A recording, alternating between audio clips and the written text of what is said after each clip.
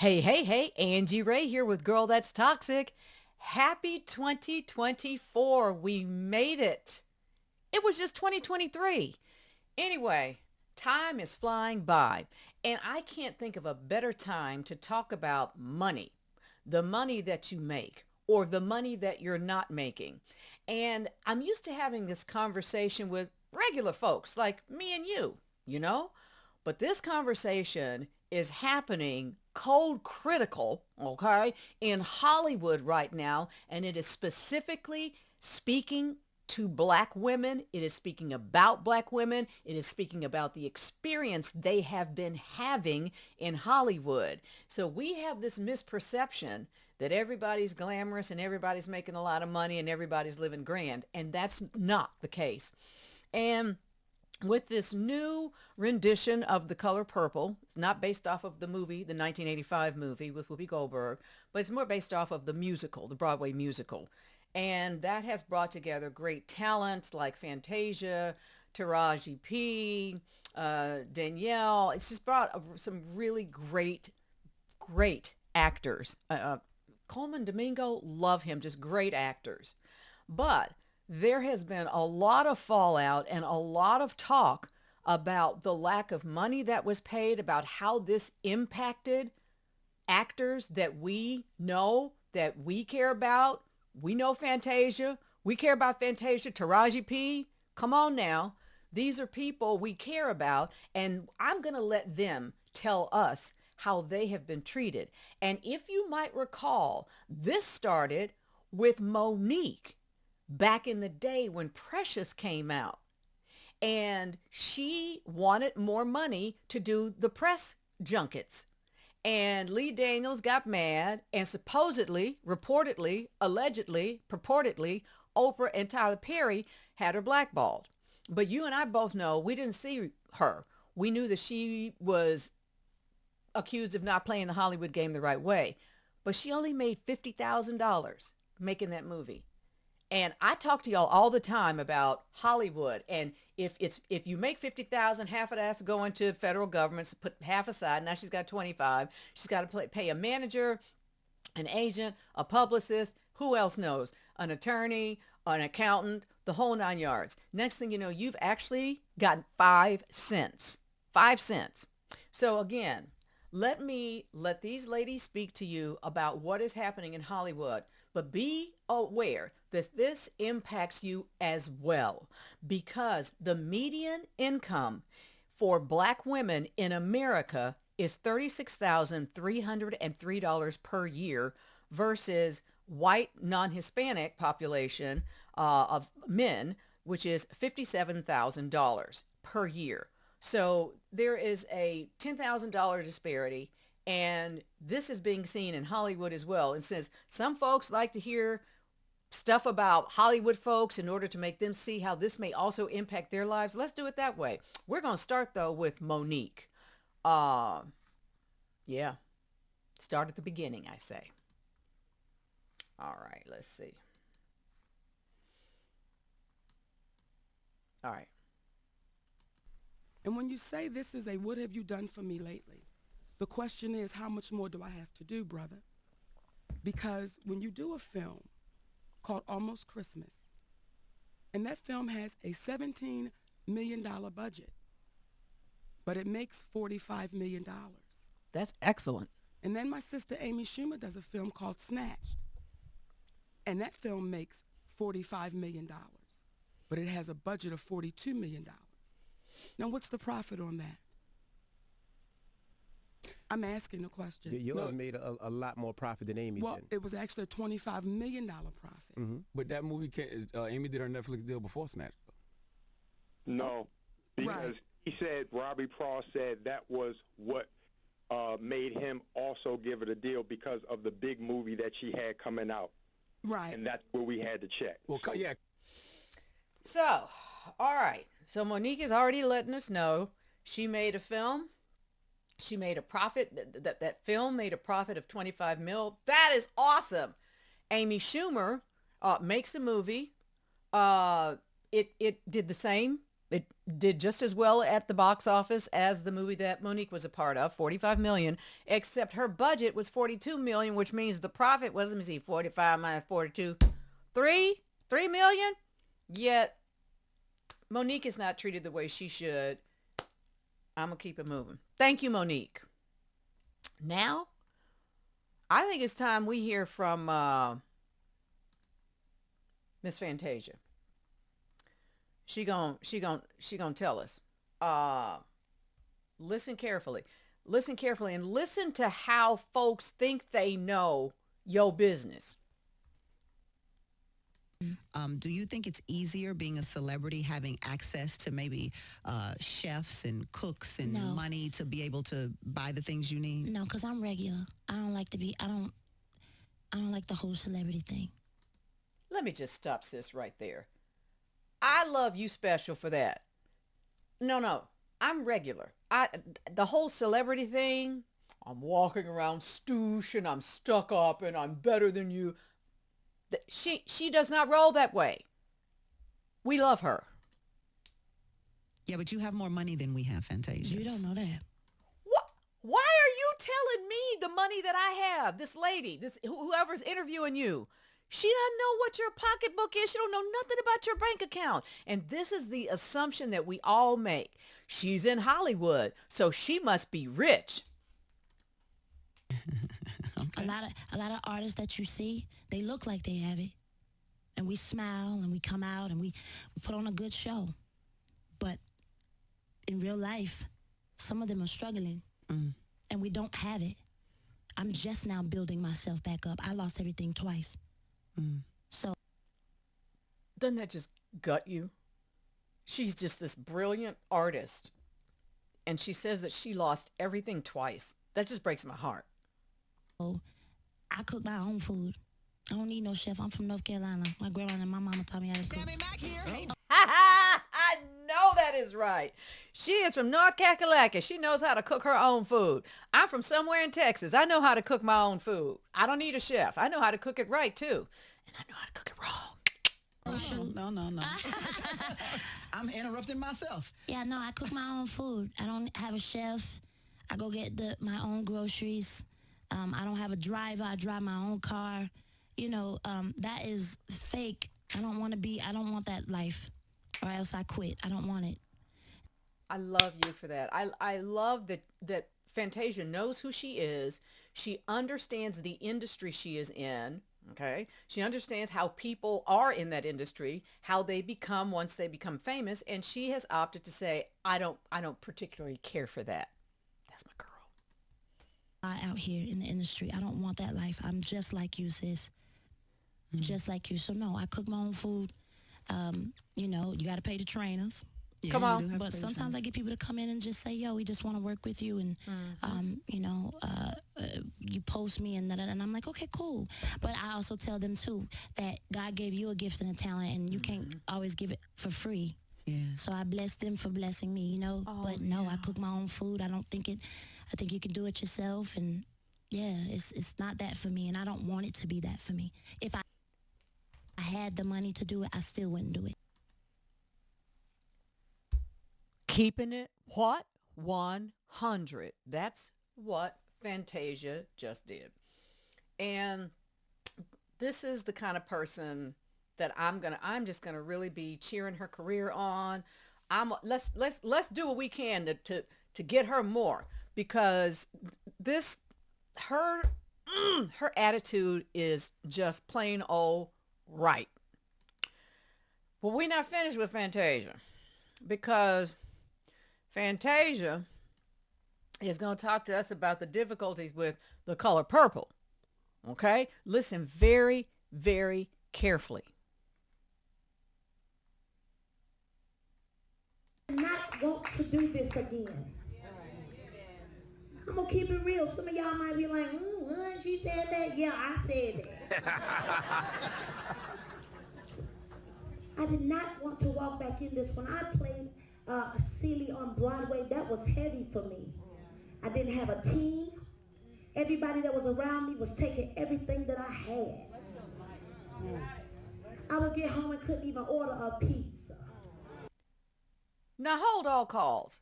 Fantasia is saying the team she had, they took everything, all the money. Like I told you, here's the federal government, here's the publicist, here's the agent, here's the manager, here's the accountant. She couldn't even order pizza, which means baby girl didn't have any supper. Yet she's doing The Color Purple. It's just great. This perception that we have that if you are in Hollywood and we know your name, or you're on Broadway and we know your name, that you're rich, it just stop. It's not. All that glitters is not gold. But I was never home. How is that? I ain't got no money, but I'm always working. Everybody just saw the gift, but they saw opportunity to make money off the gift. So I felt like I was carrying my cross and Celie's cross, and that was heavy for me. So when Blitz called me, and thank God for Scott Sanders, you've seen something in me that nobody's seen. I don't know why you called me, because I don't have training. I didn't go to school for acting. Broadway, I had never seen a show. I'm from High Point, North Carolina. So I was like, why are you calling me, Scott? But I get it. I get why you called me. Because you saw something in me. And you saw everything that I was going through. And you know I could relate to Celie. When I left Broadway, y'all, I had a surgery. I had 2 tumors on my vocal cords. I remember leaving thinking,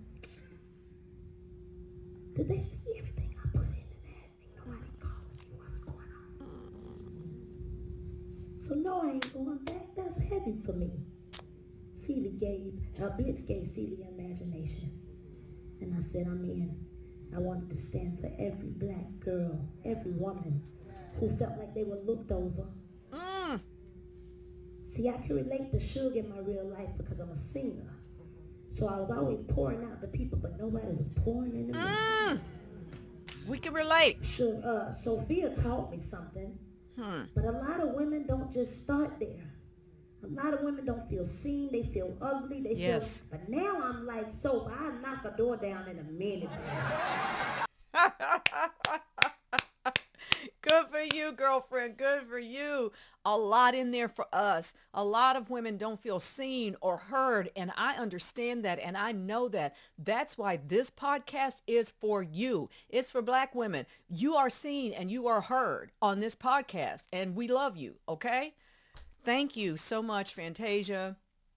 And our girl Monique for getting things started. Now let's head on over to see what Taraji P has to say.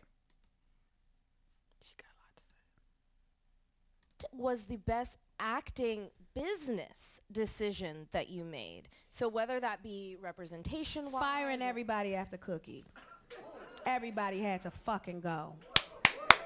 Where is my deal? Where is my commercial? Cookie was top of the fashion game. Where is my endorsement? What did you have set up for after this?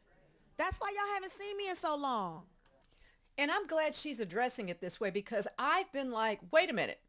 This woman, she created a character that is just unforgettable, okay? So she should be doing, I should be seeing her like, I should be sick of seeing Taraji P, which I never would be. Boom. Didn't see her anywhere. Terrence Howard even, you know? They had nothing set up.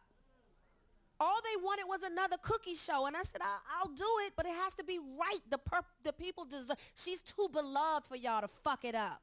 See, and that's good because, I have been in this position before where when it comes to your agent, your manager, or whatever, this is my career. I will take control. I remember telling my agent, I don't think you're doing enough for me because it was too easy. It was easy for me to get a job because you got some talent. Somebody's interested in you. That had nothing to do with my agent. He just was able to get however much percentage from me. But she's talking about her management team too, and how they did not do their jobs. Their job is to make sure that she has continuous offers coming in. And when she was at such a high level in Empire, she is right. Cookie was all about fashion. She should have had a fashion line. Taraji P should have. There should have been so many opportunities, things coming her way that she was like, yes, no, yes, no. And that didn't happen. She did the right thing. She fired everybody who didn't do their job. And so when they didn't get it right, I was like, well, that's it. And then they had nothing else. You're all fucking fired. Get to stepping. I mean, get to stepping. I'm going to say this, though. It took me years to get there because I did have a bit of Stockholm syndrome. Baby, it's very real. I appreciate this conversation. You are the prize. Don't you ever forget that. That's it. That's it. That's it. That's it right there. You are the talent. That's you it. You are their check.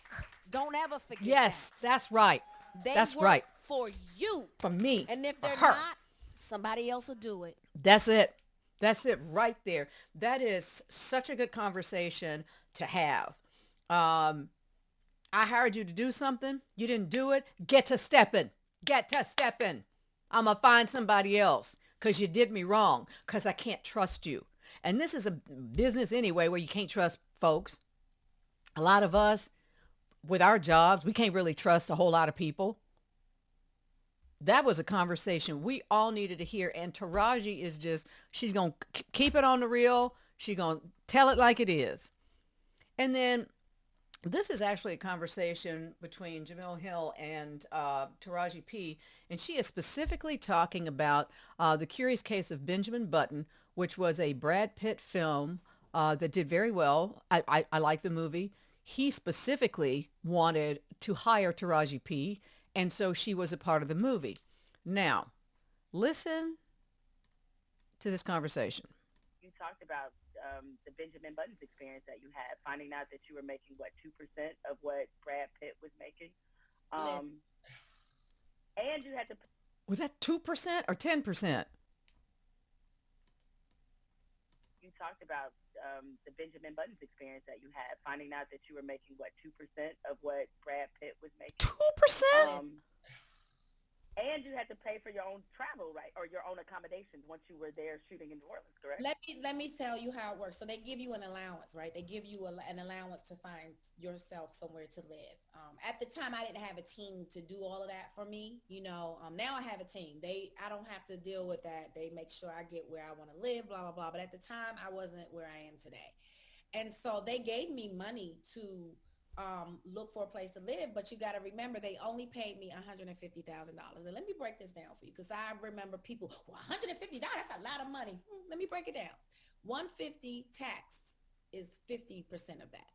Okay, so 150, 50% of that is what, 75? Yep. And Every then day. I got to pay another 30% of that to my team. So then what's left? The next thing I have to pay is for my son's school at the time, which was $30,000. So you see, that was not enough money to last me throughout the year. I didn't get the whole $150,000 like you think up front. That was what I got. After taxes is not $150,000. And so when it came time for me to do the math, I was like, do I take this whatever money they gave me for my allowance to find somewhere to live and live lavishly in New Orleans, or do I pocket that money because I need it and I'm gonna go live in the damn embassy suites for these 3 months or whatever, and because I'm the type of artist I am, I had to swallow my pride. I really had to swallow my pride because that is such an injustice. And all we were asking for was $500,000. That's all we were asking for. What does the fight for pay equity look like for Black actresses now? It's still a fight. It's still a fight. Even me coming off of this show that a Black show hasn't done this since Cosby Show. Come on, be honest. I still have to fight. I'm like, but people, you saw what those numbers did, and you're questioning what? You talked about. Ooh, y'all. Conversations we need to have about money. And you need to know that all that glitters is not gold. And what you think you see, there's something else going on behind the scenes. It just breaks my heart to hear three black women, three talented, beautiful black women with the same story of, I can't make any money doing what I'm doing. I'm not respected the same. The work product that I did that was extremely awesome, that made Fox a lot of money or whatever, no one's looking at that as they hand me the next project. So this was just a good opportunity for us as black women to also understand that we are grossly underpaid in the workforce, and that what we make per year does not even come to match what the median income, what whites are making. So I really appreciate this conversation, and I hope you did as well. So let's just keep cheering these people on and cheering ourselves on, because this impacts us too. Trust you me, it does. And you know what? Why don't you go tomorrow to your boss and say, I want a raise? Why not?